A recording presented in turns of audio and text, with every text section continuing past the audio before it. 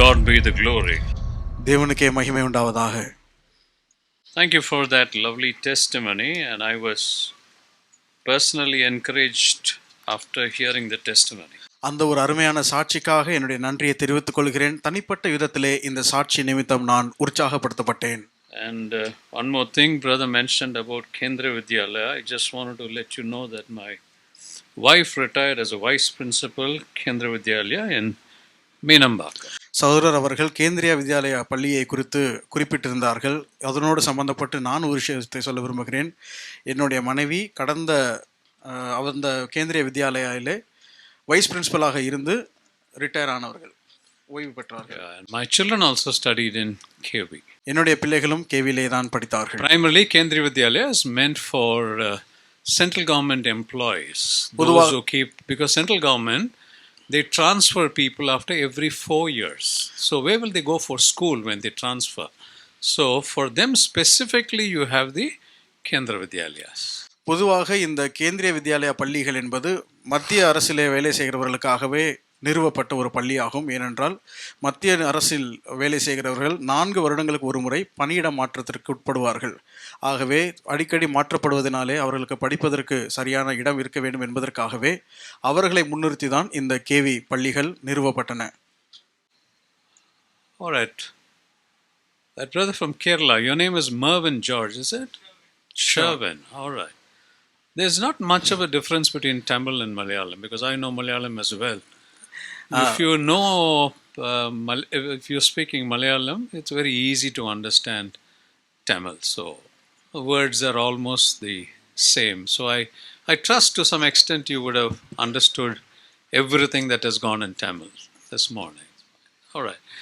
I once again thank the Lord. I want to thank Brother Jnanaraj, the elders of this assembly, and every one of you for having invited me to share the word this morning. இந்த காலை நேரத்திலே உங்கள் மத்தியிலே வந்து வார்த்தைகளை பகிர்ந்து கொள்ளும்படியாக என்னை அழைத்தமைக்காக தேவனுக்கும் சகோதரர் ஞானராஜ் அவர்களுக்கும் சபையினுடைய மூப்பர்களுக்கும் உங்கள் அனைவருக்கும் என்னுடைய நன்றியை மீண்டுமாக தெரிவிக்க விரும்புகிறேன். I desired to teach you a song, but the message is pretty long in both the sessions. So I'm wondering if I should dedicate my time, maybe during the second message or before that. I will check with Roland whether you know a song, and then I will teach you a song, because I love singing, I love teaching. இந்த கால நேரத்திலே உங்களுக்கு ஒரு பாடலை கற்பிக்க விரும்புகிறேன். ஆனால் என்னுடைய 2 செய்திகளுமே கொஞ்சம் நீளமான செய்திகளாக இருக்கிறபடினாலே அதுக்கு நேரம் ஒதுக்கவா வேண்டாமா என்று யோசித்து கொண்டிருக்கிறேன். கர்த்தருக்கு சித்தமானால் ரோலன் இடத்துல கேட்டுக்கொண்டு 2வது செய்திக்கு முன்பதாக உங்களுக்கு அந்த பாடலை கற்றுக் கொடுக்க விரும்புகிறேன். உங்களுக்கு தெரியுமானால் அதை ஈஸியாக கற்றுக்கொள்ளலாம். I hope you would have reminded yourself about the last message I gave, isn't it? கடந்த முறை வந்தபோது சொல்லப்பட்ட செய்தியை குறிப்பை நீங்கள் உங்களுக்கு ஞாபகப்படுத்தப்பட்டிருப்பீர்கள் என்று நான் நினைக்கிறேன், இல்லையா? How many points did I speak about? எத்தனை குறிப்புகளை குறித்து நான் கடந்த முறை பேசினேன்? 7 குறிப்புகள். Beautiful. And I mentioned God Almighty. தேவன் சர்வவல்ல தேவன் என்கிற வார்த்தையை பதத்தை நான் குறிப்பிட்டேன். Mentioned how many times in the book of Genesis? ஆதியாகமத்தில் எத்தனை முறை வருகிறது? And the next 2 times where is it mentioned? அடுத்த 2 முறை எங்கே வருகின்றன? And Ezekiel. Wonderful. Brother Jnanaraj, you have a beautiful assembly. சகோதரர் ஞானராஜ், உங்களுக்கு நல்ல ஒரு சபை இருக்கிறது. Wonderful people. Very good. All right. Now we'll go to today's study, and which is the most familiar psalm in the Bible? இன்னைக்கு ஒரு பாடத்திற்கு செல்லலாம். நமக்கு பரிச்சயமான மிகவும் பிரபலமான சங்கீதம் எது வேதாகமத்திலே?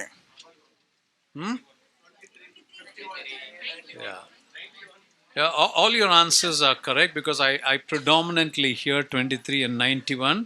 The answers are correct because those are the 2 very familiar songs. Among 23 and 91, which is the most familiar? 23. Between 23 and 91. 23வது சங்கீதம் 91வது சங்கீதம். 2 சங்கீதங்களுள் எது மிகவும் பிரபலமானது? 23. All right. There was a survey that was taken, and that survey wanted to check which is the topic, the most common prevalent topic on which books were written or people spoke. And you know what it was? ஒரு survey இப்படியாக எடுக்கப்பட்டது. உலகத்திலேயே அதிகமாக படிக்கப்பட்ட அல்லது பேசப்பட்ட தலைப்பு எது? அல்லது எந்த புஸ்தகத்தை அதிகமாக படித்திருக்கிறார்கள், பேசியிருக்கிறார்கள் என்று ஒரு சர்வே செய்யப்பட்டது. அதனுடைய ரிசல்ட் என்னவென்று உங்களுக்கு தெரியுமா?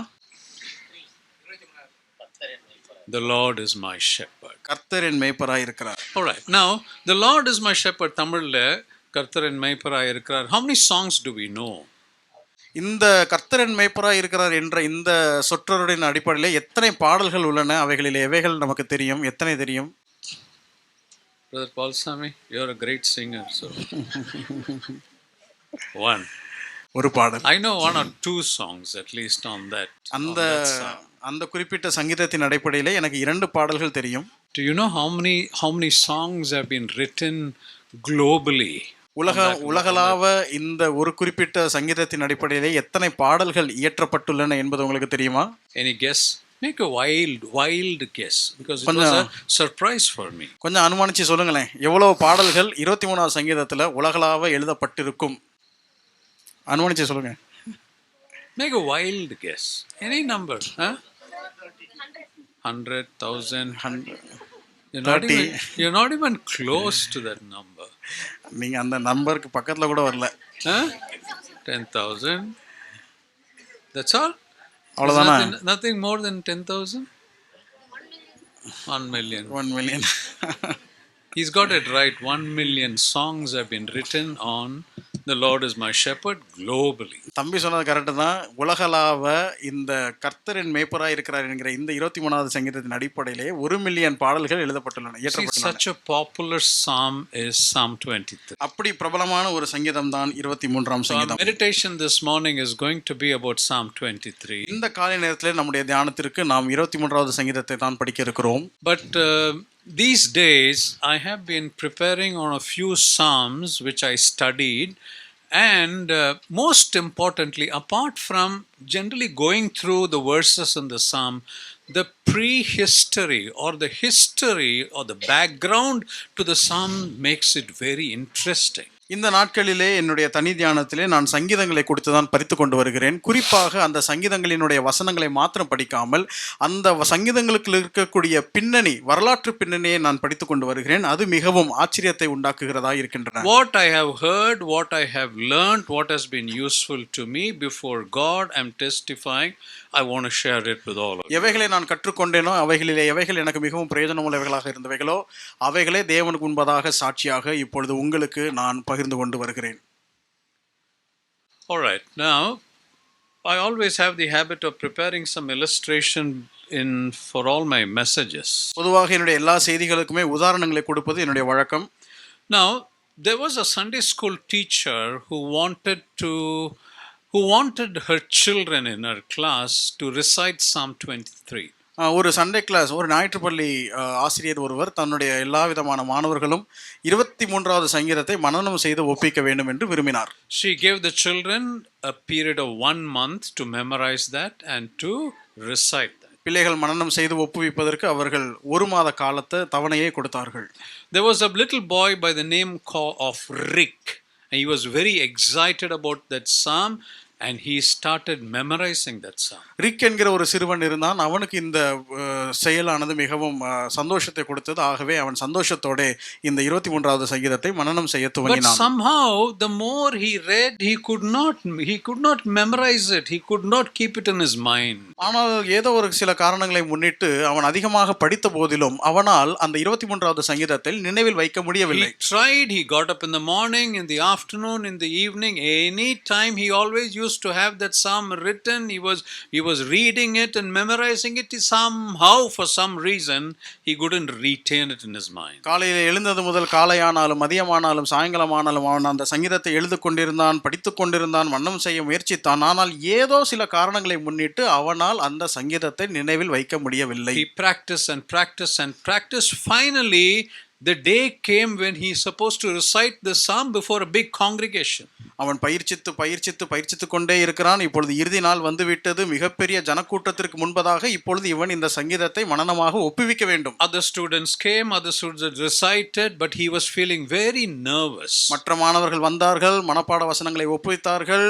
ஆனால் இவனுக்கு அதிக பயம் வந்து விட்டது. As he came to the mic and he stood before the congregation, he tried to recollect. He could not remember that song. ஒலிபெருக்கிக்கு முன்பதாக வந்து நிற்கிறான், அந்த சங்கீதத்தை நினைவுகூர முயற்சிக்கின்றான், மன ஒப்புவிக்க விரும்புகிறான், ஆனால் அவனால் முடியவில்லை.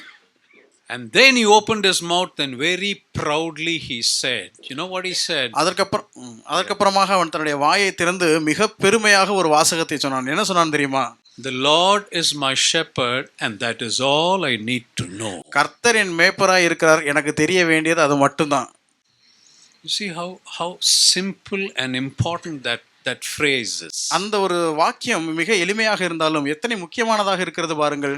After our study of Psalm 23 today, after both the messages, I'm sure this boy's saying of this phrase will be, you will see the importance of that. இந்த இரண்டு செய்திகளிலுமாக 23வது சங்கீதத்தை நாம் முழுவதுமாக படித்துவிட்ட பின்பு இந்த தம்பியினுடைய அந்த கூற்று எத்தனை முக்கியமானது என்பதை நீங்களுமே உணர்ந்து கொள்வீர்கள். Now, if I'm going to ask you a question, particularly for the students, the school and college students, I'm going to ask you, what are the physical properties of India? What will you say? பொதுவாக இங்கே இருக்கக்கூடிய மாணவர்கள், குறிப்பாக பள்ளி கல்லூரி செல்லுகிற மாணவர்களிடத்திலே நம்முடைய இந்திய தேசத்தில் இருக்கக்கூடிய முக்கியமான விஷயங்கள் என்று சொன்னால் எவைகளை சொல்வீர்கள்? What will you say? இந்தியாவினுடைய முக்கிய இடங்கள். They are called the physical properties. I learned it in geography when I was in the school. சமூக அறிவியல் பாட புஸ்தகத்திலே நீங்கள் இந்தியாவை குறித்து வாசித்தால் எதையெல்லாம் முக்கியமாக வாசிப்பீர்கள்? Okay. What else? Physical properties of India. இடங்களை சொல்லுங்கள். கோல், இந்தியா கேட். Okay. கரி, தாஜ்மஹால். Okay. Okay. தஞ்சாவூர் பெரிய கோயில். Alright. Sengottai. Okay. Ooty, Kodaikanal, Kashmir. All right, all your answers are correct. So when you talk about physical properties of India, it talks about the mountains. இந்தியாவில் இருக்கக்கூடிய புவியியல் சார்ந்த விஷயங்களை நீங்கள் பார்க்கும் பொழுது அங்கே மலைகளை குறித்து பார்க்க முடியும். The rivers, ஆறுகளை குறித்து பார்க்க முடியும். the valleys, பள்ளத்தாக்குகளை குறித்து பார்க்க முடியும். ஏரிகளை குறித்து பார்க்க முடியும். These are some of the physical properties of India. So if I'm going to ask you which is the mountain in India, you will know. Which are the rivers in India, you will know.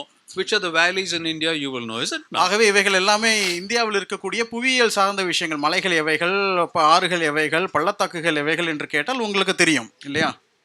I want to tell you a little about the physical properties of Israel. இஸ்ரேலில் இருக்கக்கூடிய புவியியல் சார்ந்த விஷயங்களை கொஞ்சம் நான் உங்களுக்கு சொல்ல விரும்புகிறேன். Now Israel, as we all know, is the nation of God. Israel நாம் அனைவரும் அறிந்திருக்கிறபடி அது தேவனுடைய தேசம். And Israel is a very fertile land. Israel மிகவும் நன்றாக பசுமையான ஒரு இடம். Why is it fertile? ஏன் அது அத்தனை திரட்சியாக இருக்கிறது? Because you've got the bubbling river Jordan that is flowing through Israel. அந்த பெருக்கெடுத்து ஓடக்கூடிய யோர்தான் நதி அந்த இஸ்ரவேலின் ஊடாக பாய்ந்தோடுகிறது. And by the side of the rivers you got plains of rose gardens. அந்த நதி கரைகளிலே நீங்கள் பள்ளத்தாக்குகளிலே இந்த ரோஜா தோட்டங்களை நீங்கள் காண முடியும். Now when you talk about rose, generally we have a rose pot or a vase with a rose flower. Generally that is what we have in our home. Have you seen a garden of roses or plains of roses? That is what you'll find in Israel. பொதுவாக ரோஜாப்பூ என்று சொன்னாலே வீட்டிலே ஒரு சின்ன flower வாஸ்லயோ அல்லது ஒரு சின்ன தொட்டிலேயோ ரோஜாக்களை நாம் பார்த்திருக்கிறோம். ஆனால் உங்களுக்கு ரோஜா தோட்டம் அல்லது ஒரு பள்ளத்தாக்கு நிறைய ரோஜா பூக்களாக இருக்கிறதை உங்களால் பார்க்க முடியும். So you have the bubbling. You know what is a bubbling river? Bubbling river is not a dry river. Bubbling river is not 1/4 of the water. Bubbling river is, it always overflows its shores. That's the kind of river that Jordan is, and by the side of it you got plains, fields of roses.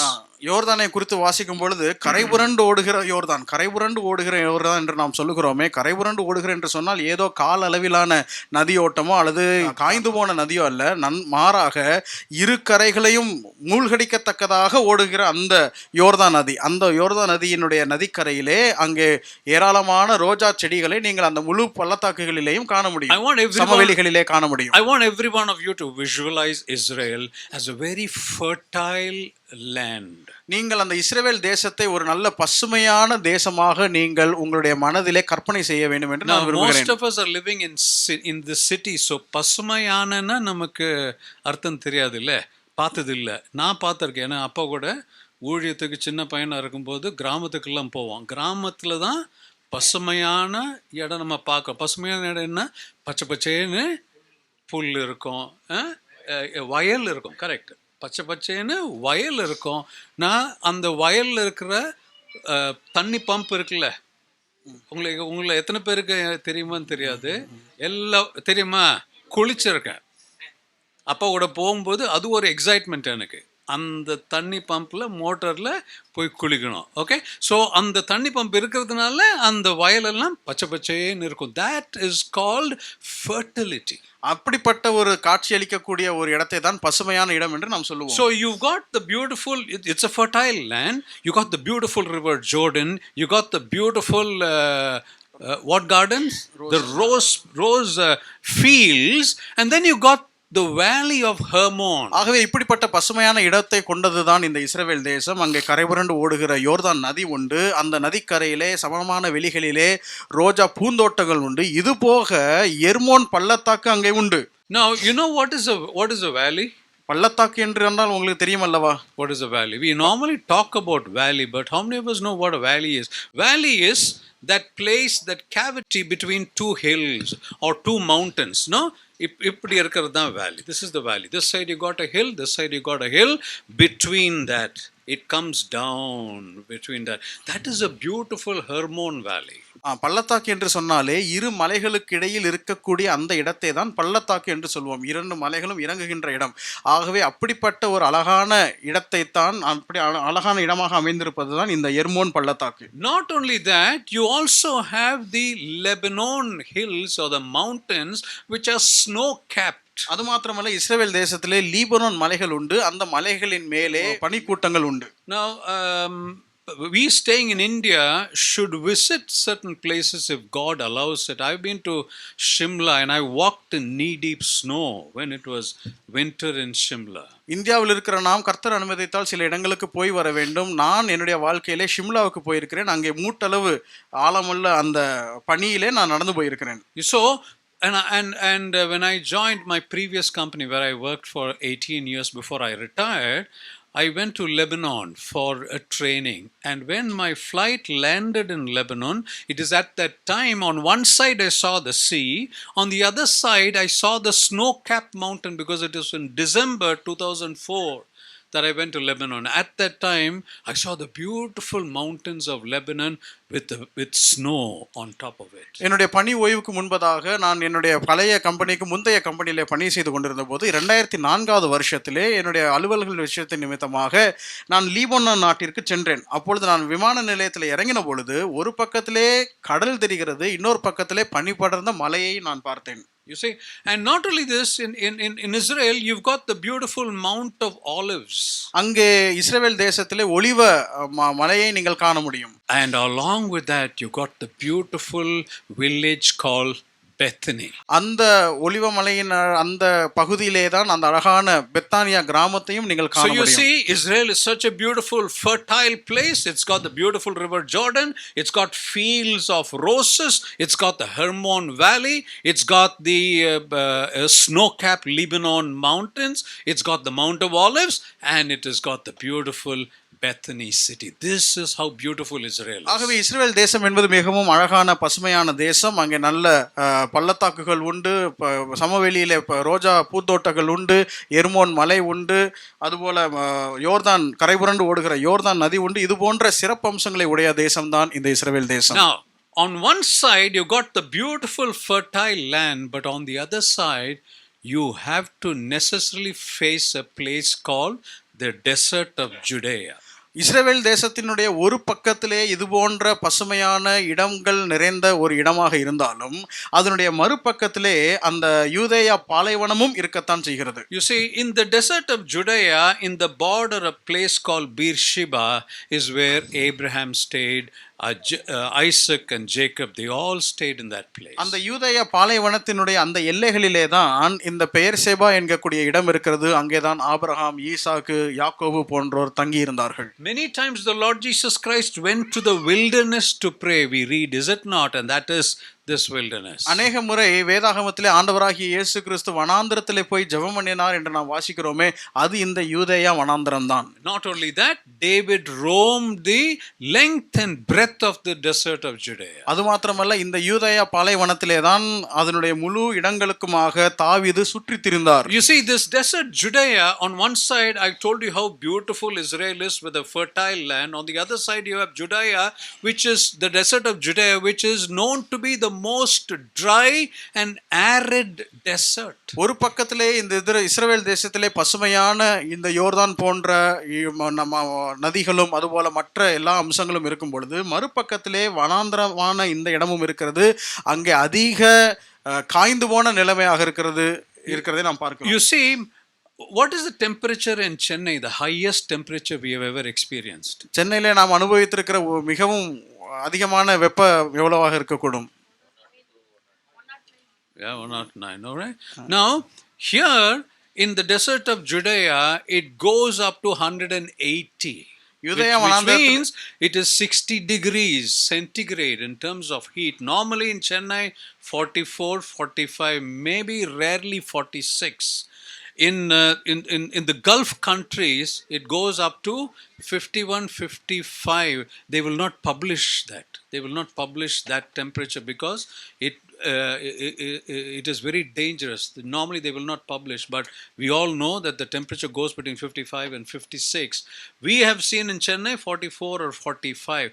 The desert of Judea, it goes up to 60 degrees, between 150 or 140. பொதுவாக நாம் சென்னையிலே 44 அல்லது 45 degree centigrade வெப்பத்தை நாம் அனுபவித்திருக்கிறோம்.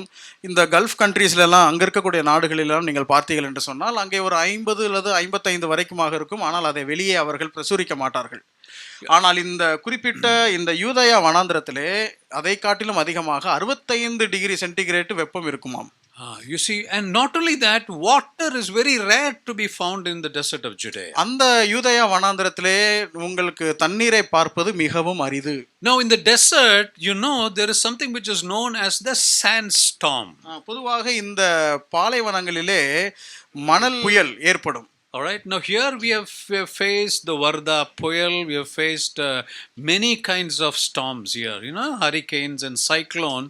In the desert of Judea, mostly known is the sandstorm. And the sandstorm is so thick that in the bright of the day, it becomes dark because the whole atmosphere is filled with that sand.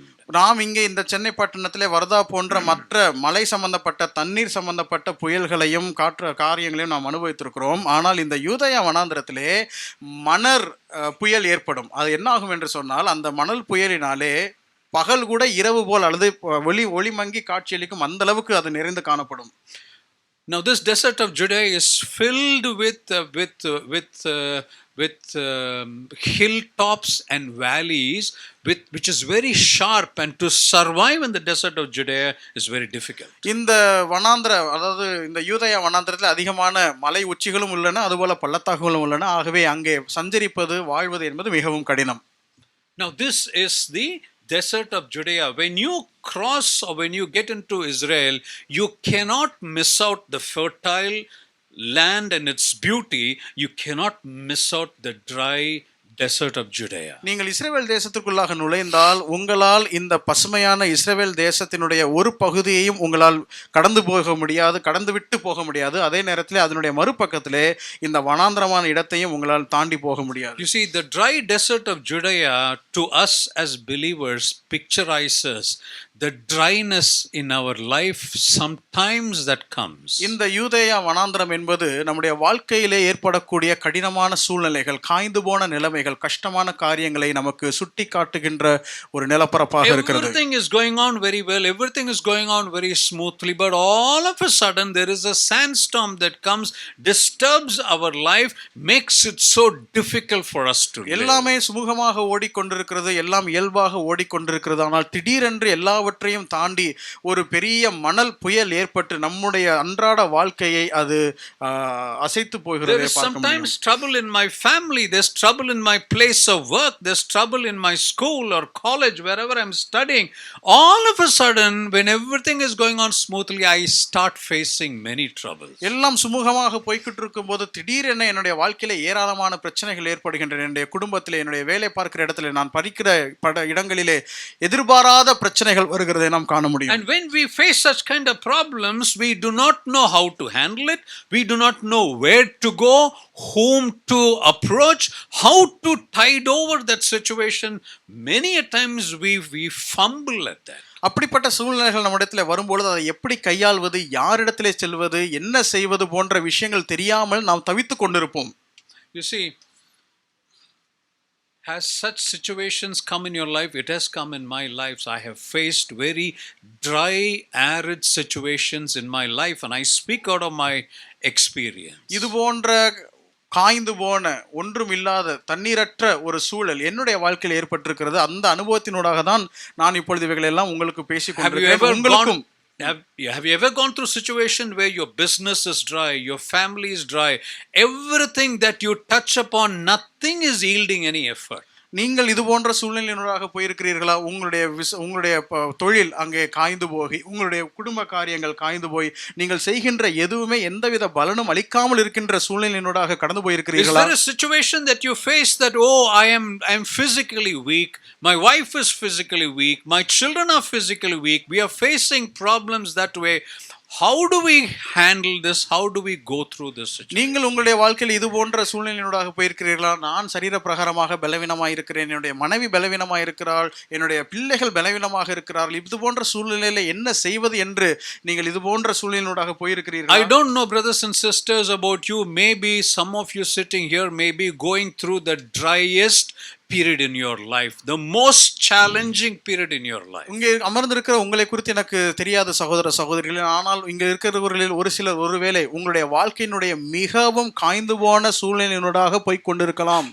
And if you are going through such a situation, remember, brothers and sisters, you are passing through the desert of Judea. அருமையான சகோதர சகோதரிகளே, இது போன்ற காய்ந்து போன சூழ்நிலையினூடாக, கடினமான சூழ்நிலையினூடாக நீங்கள் போய் கொண்டிருக்கிறீர்களா?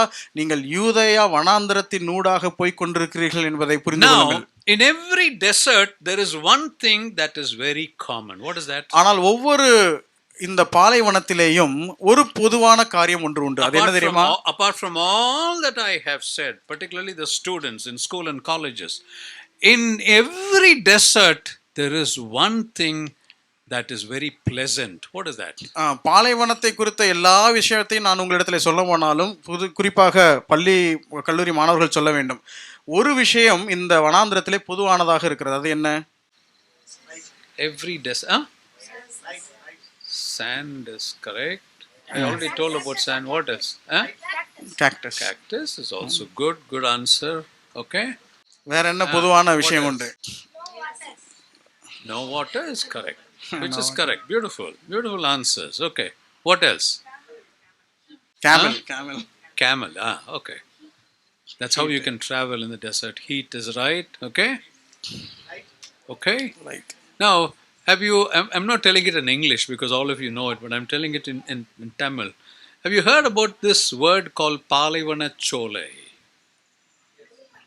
What is that in English? Oasis. So every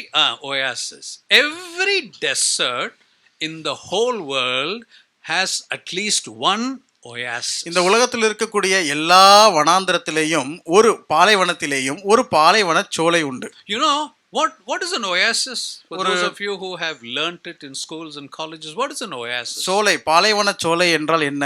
படித்தவர்கள் சொல்லுங்கள். That's a beautiful answer. அங்கே பேரீச்ச மரங்கள் அதிகம் இருக்கும். You're jumping to my next message. So all right. So that's a beautiful answer. So what is an oasis? பாலைவன சோலை என்றால் என்ன? It is cool. Why is it cool? Normally at home when it's very hot we go out. No, we want to take some air, we want to get some freshness. Why do we do that? பொதுவாக வீட்டிலே நாம் சூடாக இருந்தால் வெளியே போய் கொஞ்சம் அந்த காரியத்தை அனுபவிக்க வேண்டும் என்று விரும்புவோம். ஏன் அதை நாம் செய்கிறோம்? Why do we do that? What is outside? வெளியே என்ன இருக்கிறது? காற்று. Huh? Air, you get air. What else? Huh? நிழல். breeze. Breeze you get. Okay. Now, in an oasis, there's water. And when there is water, பாலைவன சோலையிலே அங்கே தண்ணீர் உண்டு. தண்ணீர் இருக்கிறதுனாலே அங்கே செடிகள் உண்டு. When you have plants, you have lot of animals, you got a lot of birds and all that are there. So oasis is the place of refreshment. பாலைவன சோலை என்பது நம்மை நாமே புத்துணர்வு ஊட்டக்கூடிய ஒரு இடம். நமக்கு நாமே புத்துணர்வு ஊட்டக்கூடிய இடம். There is plenty of water. There are greeneries and there are living things. அங்கே பசுமை உண்டு, அங்கே தண்ணீர் உண்டு, அங்கே ஜீவ ராசிகள் உண்டு. All right. Now, in the desert of Judea also there is a beautiful oasis. One of the world's best oasis is found in Judea. இந்த யூதேயா பாலைவனத்திலே உலகத்திலே மிகவும் அழகான இந்த பாலைவன சோலைகளுள் ஒன்றான ஒரு முக்கியமான பாலைவன சோலை உண்டு. And the name of that is Engedi. அந்த பாலைவன சோலையினுடைய பெயர் தான் என்கேதி. All right. So Engedi is a beautiful oasis that you find in the dry desert of Judea. யூதேயாவினுடைய இந்த காய்ந்து போன பாலைவனத்திலே என்கேதி என்கிற பாலைவன சோலை காணப்படுகிறது. Now, one more thing about the desert of Judea, it is called the killer desert, which means no one has survived that desert when you pass through it. இந்த யூதேயா பாலைவனத்துக்கு இன்னொரு பெயர் உண்டு. அது என்னவென்றால் கொலை செய்கின்ற ஒரு பாலைவனம். ஏனென்றால் அதை யாருமே உயிரோடு கடந்து போனதில்லை. All right. Now this Engedi is supposed to be the biggest oasis in the whole of Israel. இந்த முழு இஸ்ரவேலிலும் இந்த என்கேதி என்கிறது தான் மிகவும் பெரிய பாலைவன சோலையாகும். All right. There are a few things about this Engedi that I'm going to tell you which is very, very important for us when we dive into the study of Psalm 23. இந்த என்கேதியை குறித்து நான் சில காரியங்களை உங்களிடத்தில் சொல்ல போகிறேன். ஏனென்றால் நம்முடைய இந்த 23வது சங்கீதத்தை குறித்ததான பாடத்திற்கு அது மிகவும் முக்கியமானது ஒன்றாகும். There are 5 important things that you find in Engedi.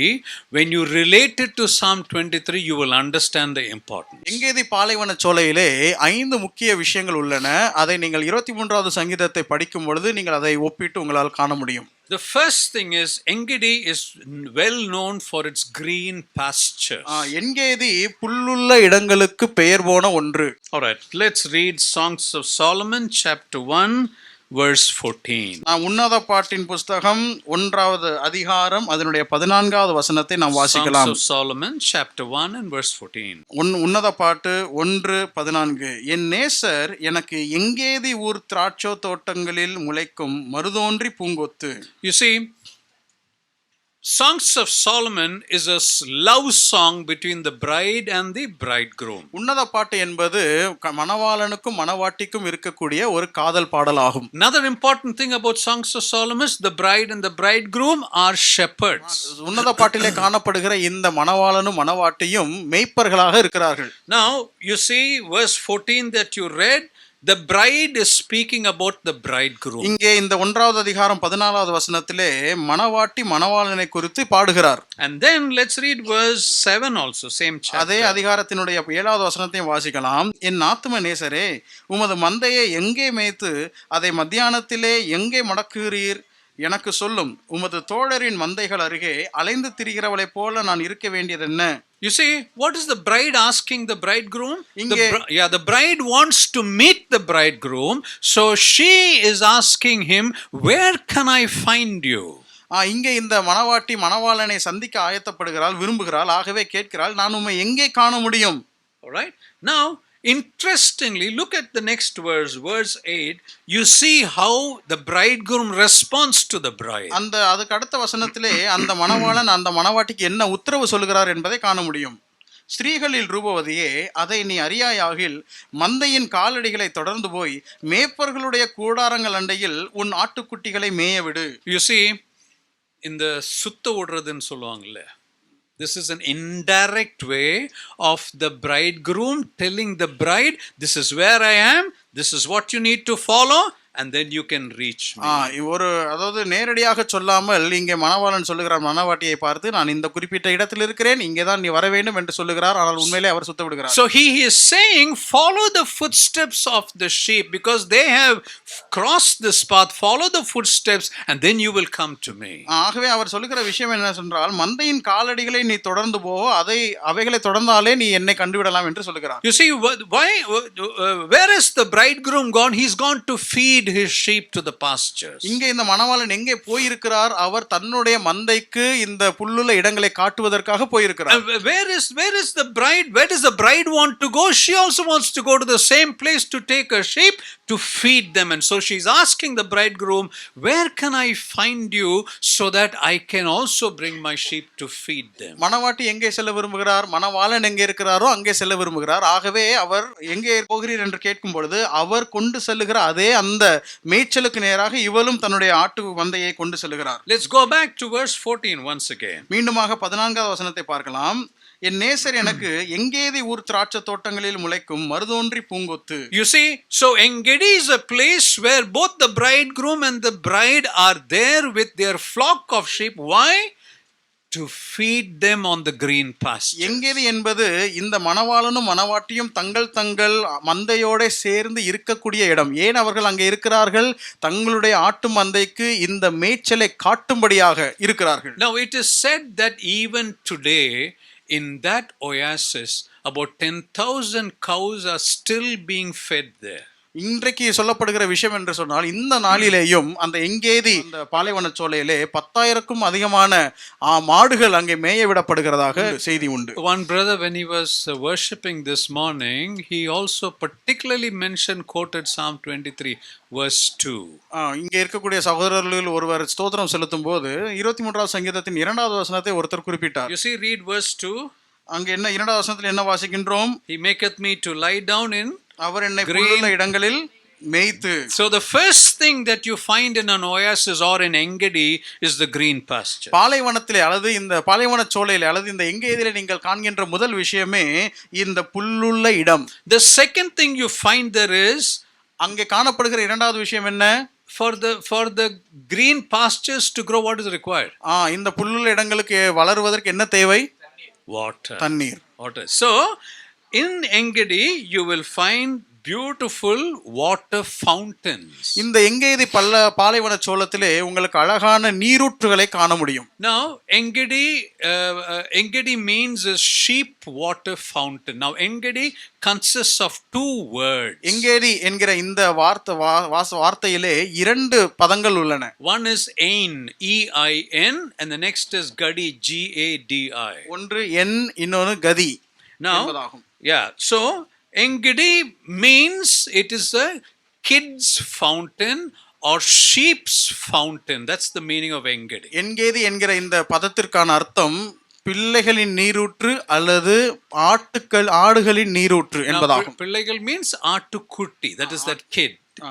Kids fountain or the sheep's fountain. இந்த ஆட்டுக்குட்டிகளின் நீரூற்று அல்லது ஆடுகளின் நீரூற்று என்பதாகும் அதனுடைய அர்த்தம். Now in Engedi, in this fountain there are two fountains. One is known as the David's fountain, the other is known as the Shulamite's fountain, which is found even till today. இந்த எங்கேதி பாலைவன சோலையிலே இரண்டு நீரூற்றுகள் உள்ளன. ஒன்று தாவீதின் நீரூற்று, இன்னொன்று சூலமத்தியினுடைய நீரூற்று. இரண்டும் இன்றைக்கும் காணப்படுகின்றன. All right. Now two things that you must keep in mind: when the sheep are taken to the water, there are two places of water where the sheep will not drink.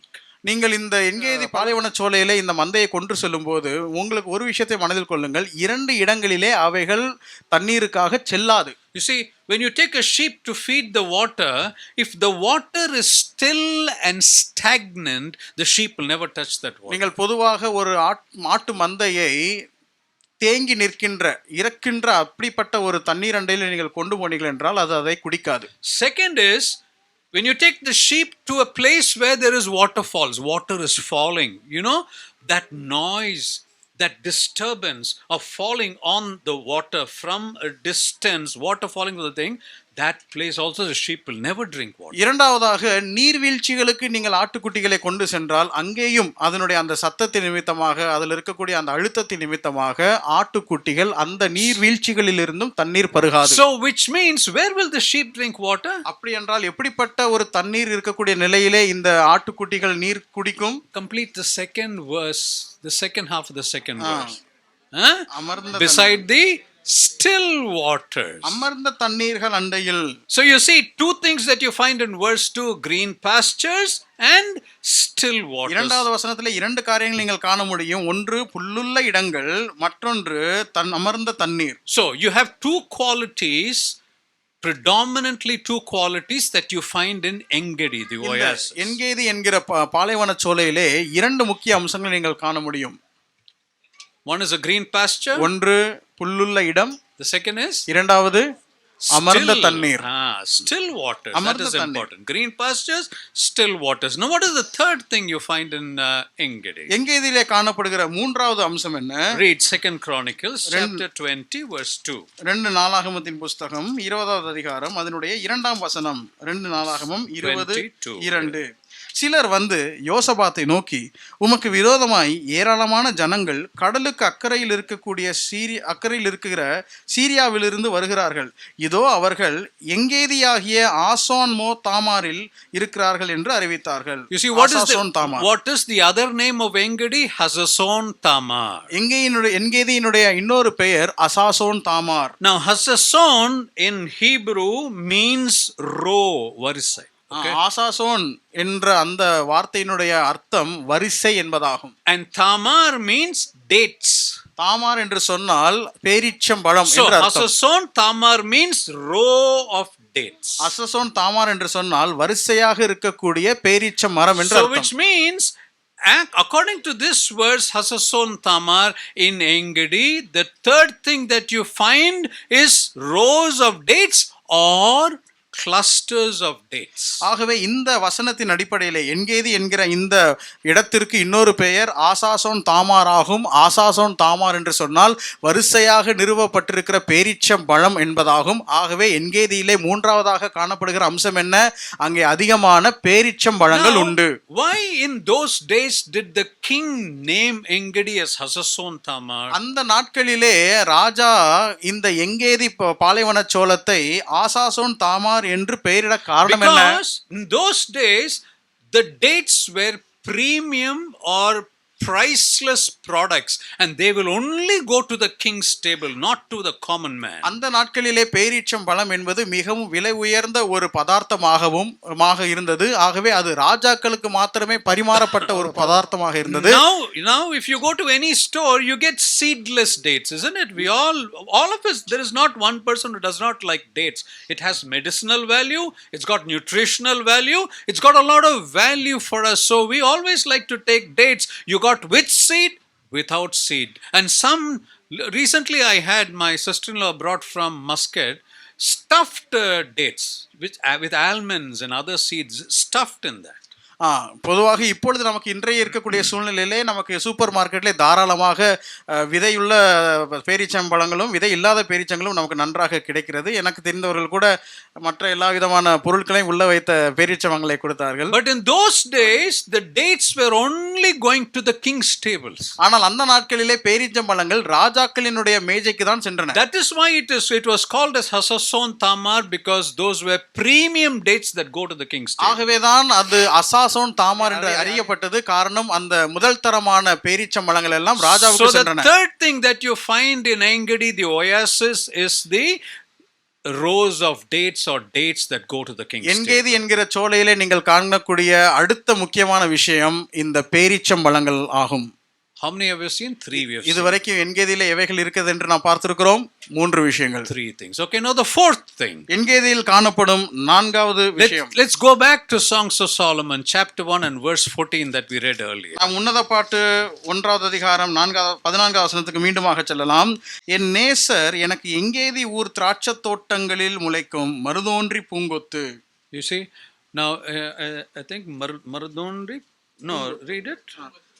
In N the நேசர் எங்கேதி My ஊர் beloved is unto me as a cluster of campfire in the vineyards of Engedi. திராட்சை தோட்டங்களில் முளைக்கும் So the மருதோன்றி fourth பூங்கொத்து. thing that you find in Engedi is vineyards.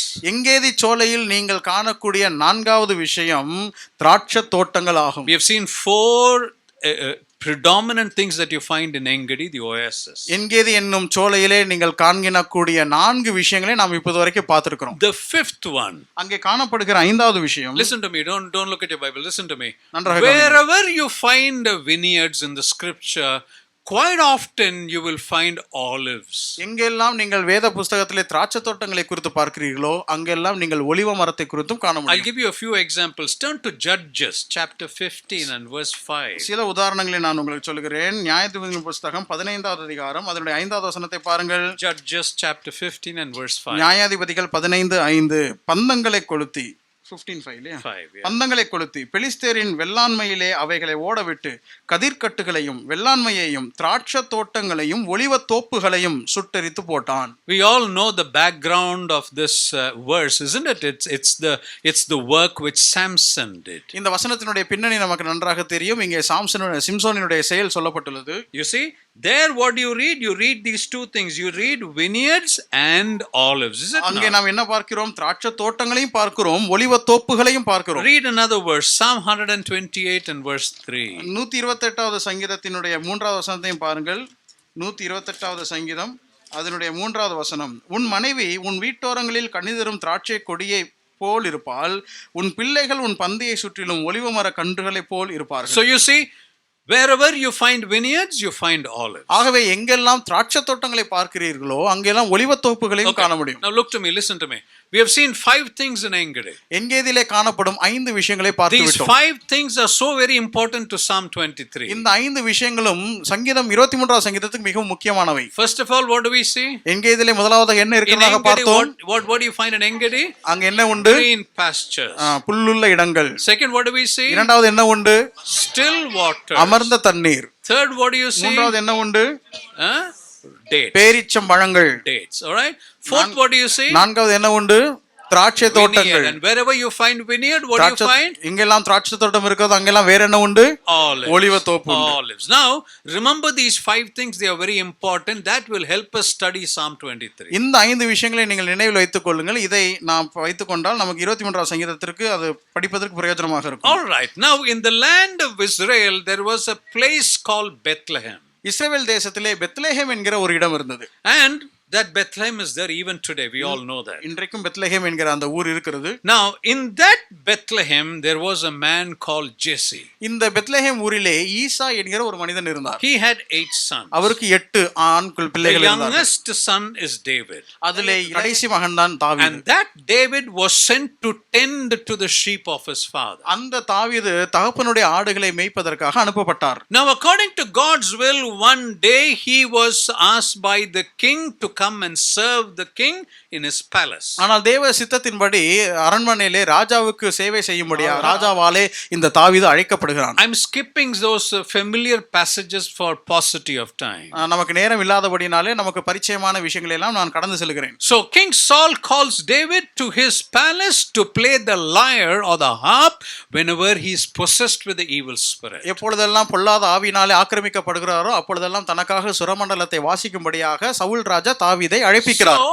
when he plays and when he is possessed with the evil spirit, what does Saul do to David at that time? எப்பொழுதெல்லாம் இந்த பொல்லாத ஆவியினாலே பிடிக்கப்பட்டு தாவீது அந்த சுரமண்டலத்தை வாசிக்கிறாரோ அந்த சமயத்திலே இந்த சவுல் என்ன செய்வார்? What does King Saul do to David when he is playing his harp? Saul தாவீது சுரமண்டலத்தை வாசிக்கும் போது சவுல் என்ன செய்வார்? Tell me. சொல்லுங்க. He listen? He listen. Okay, then கவனிப்பாரு. What else? What else? Tries to kill. He tries to kill. So how does he kill him? How does he try to kill him? எப்படி அவர் சவுல் தாவீதை கொல்ல முயற்சிப்பார்? He throws his javelin. ஒரு ஈட்டியை அவர் மீது வீசுவார். If you read the scripture, you'll find that 7 times Saul threw his javelin at David and God miraculously saved him. நீங்கள் வேதத்தை கவனமாக வாசித்தால் 7 முறை தன்னுடைய அந்த ஈட்டியை சவுல் தாவீதுக்கு நேராக வீசுகிறதை காண What முடியும். was the wrong that David did? தாவீது செய்த தவறு என்ன? Nothing. ஒன்றுமில்லை. Nothing. There was no wrong that he did to King Saul. சவுலுக்கு எந்த ஒரு தவறையும் தாவீது செய்யவில்லை. And so Saul mustered his whole army. Saul mustered the country of Israel to go against David. ஆகவே சவுல் தன்னுடைய தேசம் முழுவதையும் தன்னுடைய சேனை முழுவதையுமாக அங்கே ஆயத்தப்படுத்தி தாவீதுக்கு விரோதமாக போக வைக்கிறார். For no fault of David. David did nothing. For no fault of that, all of them were against David. தாவீது சவுலுக்கு விரோதமாக எந்த ஒரு தவறையும் செய்யாத போதிலும் இவர்கள் அனைவருமே தாவீதுக்கு விரோதமாக ஓடிக்கொண்டிருந்தனர். So David started running helter skelter to different places, to the valleys, to the wilderness, to the mountains, to try to hide himself from his own countrymen. ஆகவே தன்னுடைய சொந்த தேச மக்களிலிருந்து தன்னை காப்பாற்றிக் கொள்ளும்படியாக தாவீது அங்கும் இங்குமாக மலைகளுக்கும் பள்ளத்தாக்குகளுக்கும் மற்ற எல்லா இடங்களுக்குமாக அவர் பயந்து அலைந்து திரிகின்றார். At one point in time, as David is running and running and running to save his life from the hand of Saul, his army and his own countrymen, he lands up at the entrance of the desert of Judea. ஒரு குறிப்பிட்ட சந்தர்ப்பத்திலே இப்படியாக சவுலினுடைய கைக்கும் அவனுடைய சேனையினுடைய கைக்கும் தன்னுடைய சொந்த மக்களினுடைய பகைக்கும் தப்புவிக்கும்படியாக தன்னுடைய ஜீவனை காப்பாற்றும்படியாக ஓடி கொண்டிருந்த தாவீது ஒரு குறிப்பிட்ட சந்தர்ப்பத்திலே இந்த யூதேயா வனாந்திரத்தினுடைய எல்லைக்கு வந்து நிற்கிறார். The point where David waits to take a decision what to do, whether to enter or not to enter, is called Mawon. இந்த குறிப்பிட்ட வனாந்திர எல்லைக்கு வந்துவிட்ட பின்பு இந்த வனாந்திரத்திற்குள் நுழையலாமா வேண்டாமா என்கிற தீர்மானத்தை எடுக்கக்கூடிய அந்த இடம் எந்த இடம் என்று சொன்னால் மாவோன் என்கிற இடம். I'll give you the reference a little later. அதனுடைய வேதவசன ஆதாரத்தை நான் பின்னதாக சொல்கிறேன். Now, if all of you have the maps in your Bible, if you look at the map of Israel, now the desert of Judea, if you find it, it's in the shape of a shoe. நீங்கள் இந்த இஸ்ரவேலினுடைய அந்த மேப்பை நீங்கள் கொஞ்சம் பார்த்தீர்கள் என்று சொன்னால் இந்த யூதேயா வனாந்திரம் ஒரு பாதரட்சையினுடைய அந்த வடிவத்திலே இருக்கும். It's almost like the shape of a shoe. அது ஒரு பாதரட்சை வடிவத்திலே இருக்கும். If you have to cross Judea from one end to the other end, it is 90 miles. நீங்கள் யூதேயா பாலைவனத்தை கடக்க வேண்டும் என்று சொன்னால் ஒரு புறத்திலிருந்து மறுபுறம் வரைக்கும் அது 90 மைல் தூரம் நீளமானதாகும். And if you ask me, I so long told you about Engedi. So if you ask me, is there an oasis in the desert of Judea? My answer will be yes and no. நீங்கள் ஒருவேளை என்னிடத்துல அந்த என்கேதி என்கிற பாலைவன சோலையை குறித்து பேசினீர்களே அது இந்த யூதேயா வனாந்திரத்தில் இருக்கிறதா என்று நீங்கள் என்னிடத்துல கேள்வி கேட்டால் என்னுடைய பதில் ஆம் என்றும் உண்டு இல்லை என்றும் உண்டு. Why? Because Engedi, the oasis, is right at the end of the desert of Judea.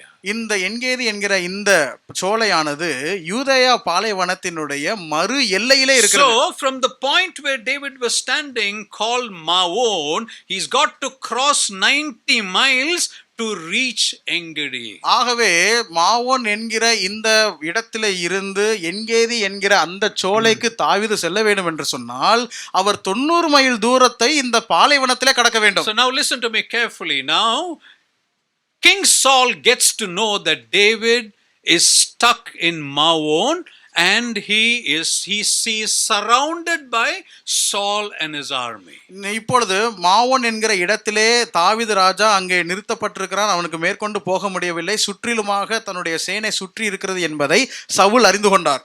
So he now confronts or surrounds David to capture him and to kill him. இப்பொழுது தவிலை முற்றிலுமாக சுற்றி வளைத்துவிட்டு அவரை கைது செய்து கொலை செய்யும்படியாக Saul திட்டமிடுகிறார். You know, at this point in time when David is stuck in Mawon, not knowing what to do, surrounded by King Saul and his army, you know which psalm is born? இந்த குறிப்பிட்ட மாவோன் என்கிற இடத்திலே இருந்து கொண்டு மேற்கொண்டு என்ன செய்வது எங்கே போவது சுற்றிலும் சவுலினுடைய ஆட்கள் வளைந்து விட்டார்களே இந்த சந்தர்ப்பத்திலே தாவீதினுடைய வாயிலிருந்து புறப்பட்ட சங்கீதம் எந்த சங்கீதம் தெரியுமா?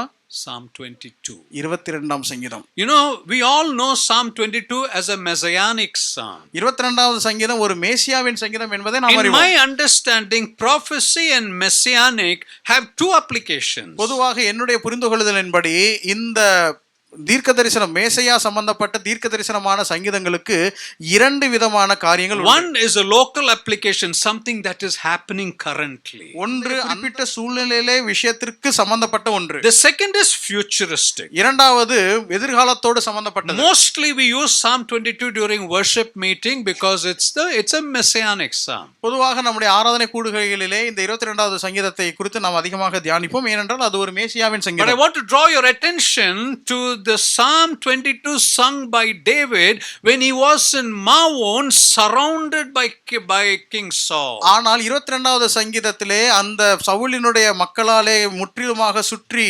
சூழப்பட்டு இப்பொழுது செய்வதறியாது திகைத்துக் கொண்டிருக்கிற அந்த சந்தர்ப்பத்திலே தாவீது பாடின இந்த 22வது சங்கீதத்தோடு நான் உங்களை சிந்திக்க read விரும்புகிறேன். with me some verses of 22 and you will understand the background. 22வது சங்கீதத்தினுடைய சில வசனங்களை பாருங்கள், உங்களுக்கு பின்னணி புரியும். Read verse 1. 1வது வசனத்தை பாருங்கள். என் தேவனே என் தேவனே ஏன் என்னை கைவிட்டீர், எனக்கு உதவி செய்யாமலும் நான் கதறி சொல்லும் வார்த்தைகளை கேளாமலும் ஏன் தூரமாய் இருக்கிறீர். Wonderful. I think some of the young children were reading it. So when one person is reading, if the others also read along with them, it's a healthy practice because you are reciting God's word, not just silently, but you are vocalizing it, which is very healthy practice. இங்கே வசனம் வாசிக்கப்படும் போது சில தம்பிமார்கள் அந்த வசனத்தை சேர்ந்து வாசித்துக் கொண்டிருந்தார்கள். அது ஒரு நல்ல பழக்கம். எப்பொழுதுமே வாசிக்கப்படும் பொழுது நாமும் சேர்ந்து வாசித்தால் வசனம் நம்முடைய வாயிலிருந்து வார்த்தைகளாக வெளியே வருகின்றன. ஆகவே அதை எல்லாரும் பயிற்சிப்பது நல்லது. All right. So the first verse is David crying to God and saying, my God, why hast thou forsaken me? I have done nothing wrong. Still the enemy is surrounded me. Why have you forsaken me? I don't know what to do. That is the first verse. அங்கே முதல் வசனத்திலே என் தேவனே ஏன் என்னை கைவிட்டீர், நான் எந்த ஒரு தவறும் செய்யவில்லை, ஆனாலும் எல்லாராலும் வளைந்து கொள்ளப்பட்டிருக்கிறேன், ஏன் எனக்கு இப்படி நடந்தது என்று முதலாவது வசனத்திலே அவர் சொல்லுகிறார். Read verse 12. 12வது வசனத்தை பாருங்கள்.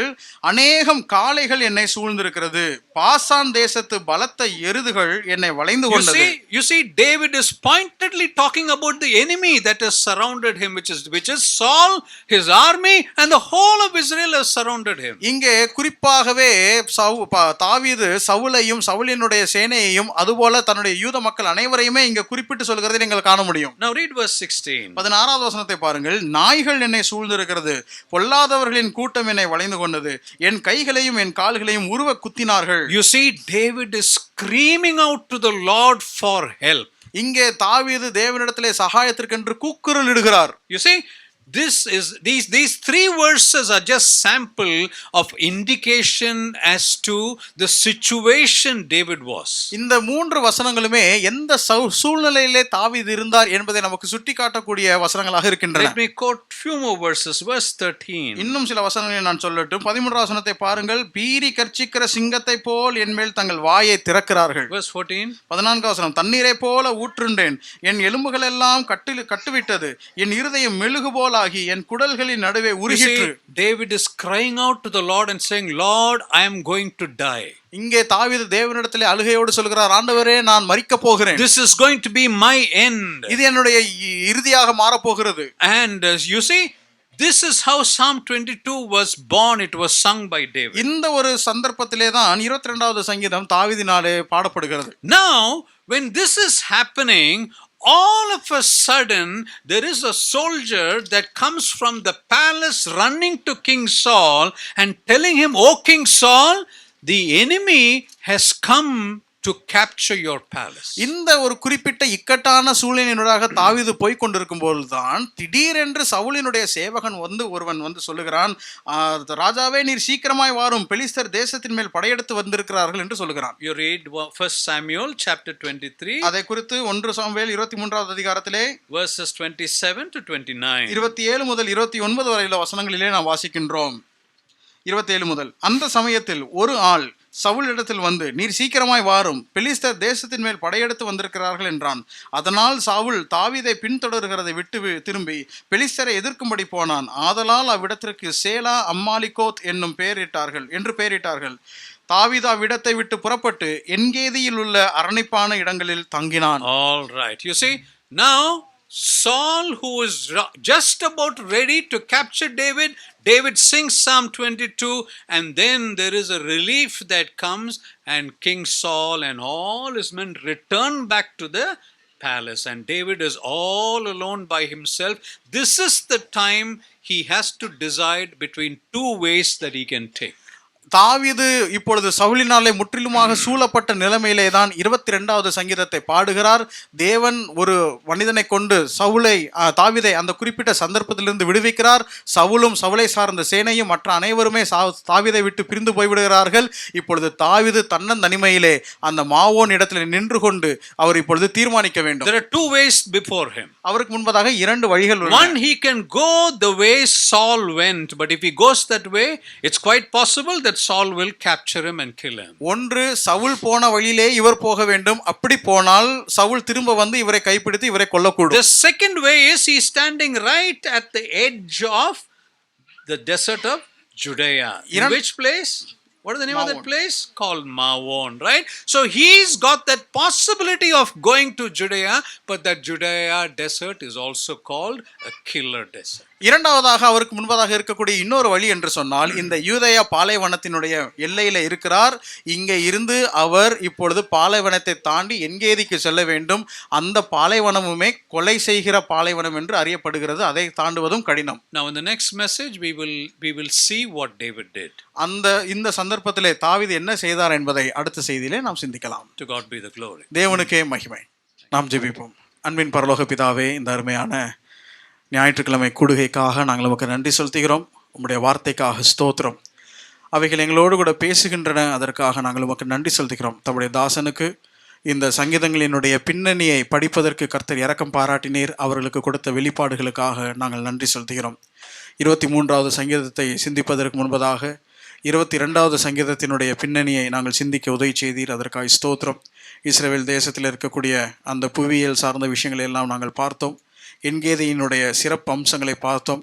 அந்த என்கேதியினுடைய நுழைவிலே இருந்து கொண்டு ஆண்டவரே முற்றிலுமாக சவுலினுடைய மக்களினால் வளைந்து கொண்ட போது தாவீது உம்மிடத்திலே ஒன்றாடுகிறதை, முறையிடுகிறதை, அழுகிறதை நாங்கள் பார்த்தோம். 22வது சங்கீதத்திலே ஆச்சரியமாக ஒரு ஆளை அனுப்பி கர்த்தர் அந்த சந்தர்ப்பத்திலிருந்து அவரை விடுவித்ததை நாங்கள் பார்த்தோம்.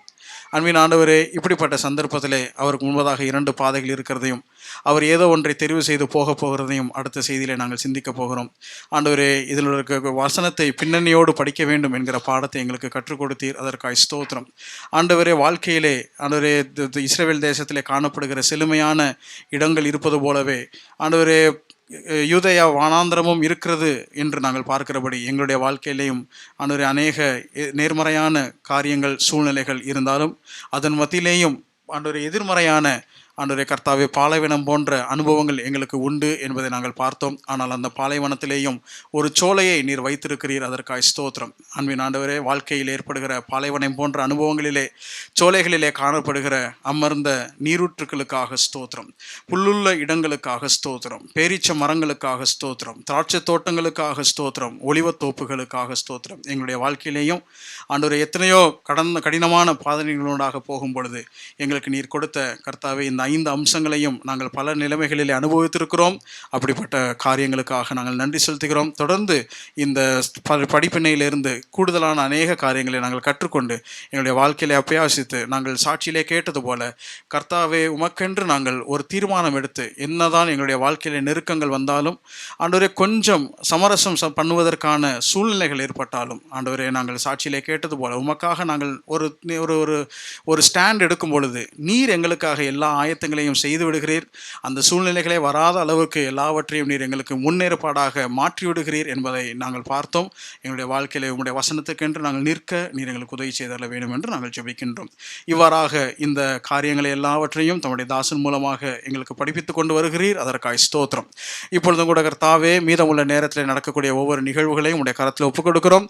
கர்த்தர் உங்களுடைய நாம மகிமைக்காக அனைத்தும் நடைபெற உதவி செய்தருளுவீராக. தொடர்ந்து கர்த்தர் எங்களோடு இருந்து எங்களை வழிநடத்த வேண்டும் என்று எங்கள் ஆண்டவரும் இரட்சகரும் மீட்பருமாய் இருக்கிற இயேசு கிறிஸ்துவின் மூலமாய் ஸ்தோத்திரத்தோடு இந்த விண்ணப்பங்களை ஏறெடுத்து படைக்கிறோம். எங்கள் ஜீவனுள்ள நல்ல பிதாவே, ஆமென்.